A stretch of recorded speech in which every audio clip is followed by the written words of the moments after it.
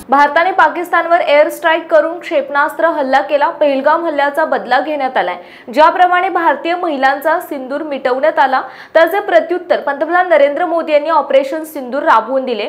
पाकिस्तानला पूर्ण धडा शिकवण्याचा विडा भारतीय सरकारने उचललेला आहे। त्याला पूर्ण पाठिंबा देण्यासाठी रत्नागिरी जिल्ह्यातील समस्त खेडवासियांच्या वतीने फटाके फोडून आणि पेढे भरवून या हल्ल्याचा आनंद व्यक्त करण्यात आलाय।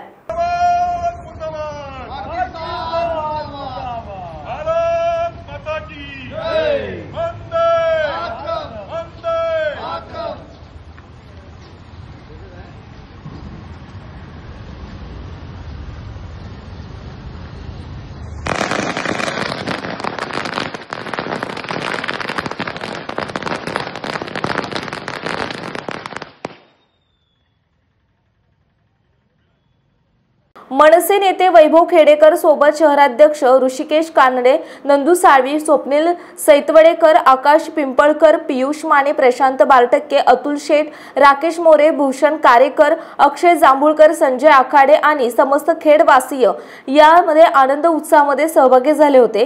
पालकमंत्री डॉक्टर उदय सामंत यांनी भारताच्या निर्णयाचे स्वागत केले। नमस्कार।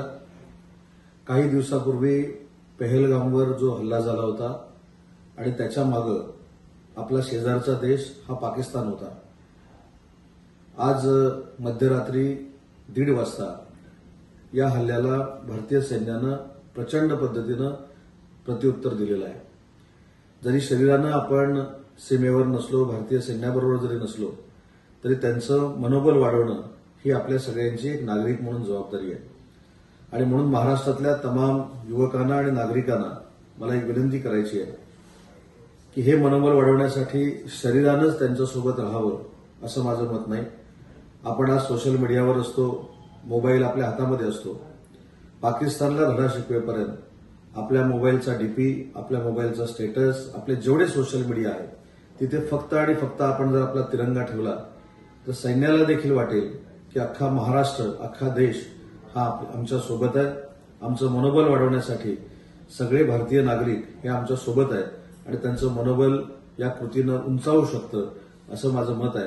आणि म्हणून महाराष्ट्रातल्या तमाम नागरिकांना, देशातल्या तरुणाईला मी विनंती करतो की आपल्या सैन्याचं मनोबल वाढवण्यासाठी आणि पाकिस्तानला धडा शिकवण्यासाठी आपल्या प्रत्येक सोशल मीडियाच्या पेजवर आपण तिरंगा ठेवून भारतीय सैन्याला पाठिंबा द्यावा, त्यांचं अभिनंदन करावं एवढीच विनंती करतो। जय हिंद।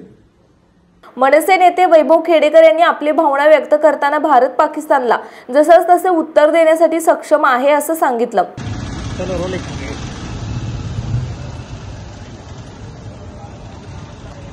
आज भारतीय लष्करानं पाकिस्तानवरती एअर स्ट्राईक केलेला आहे, मिसाईल हमला केलेला आहे, ज्याच्यामध्ये पाक व्याप्त काश्मीरमध्ये असलेले सगळे लष्करी अड्डे म्हणजे अतिरेक्यांचे अड्डे उद्ध्वस्त झालेले आहेत। अनेक भारताला हवे असलेले अतिरेकी त्या ठिकाणी मृत्युमुखी पडलेले आहेत। ही पाकिस्तानला पहिली वॉर्निंग आहे किंवा पहिली सूचना आहे, जर भारताच्या वाट्याला गेलात तर तुमचं नाव जगाच्या नकाशावर मिटवण्यात येईल।